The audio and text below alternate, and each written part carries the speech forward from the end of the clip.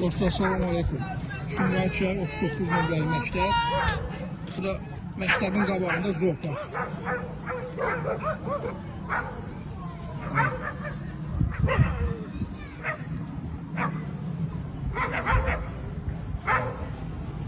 Deməli dostlar, it durub qapının ağzında.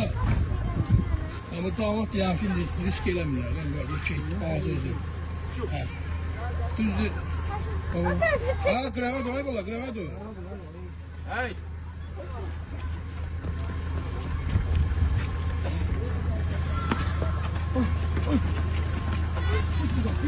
Damat girir çıxır, yəni bu itdə sahib çıxan yox.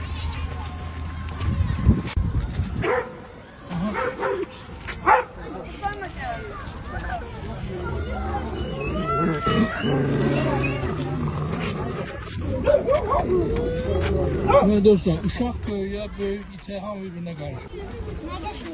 Bu 39 nömrəli məktəbdir abi. Bu damat buradan çıxır. İtlər də burada öz həyatlarını yaşayırlar.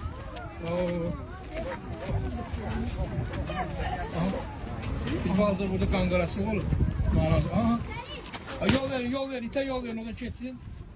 Yuqların tapdalarını itlərin. 39 nömrəli məktəb Sumqayıt şəhəri.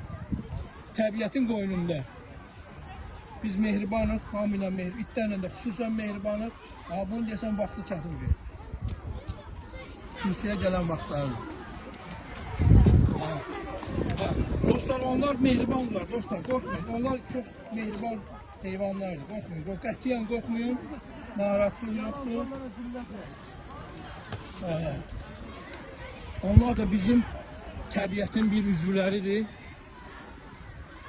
Sumqayıt şəhəri 39 nömrəli məktəb.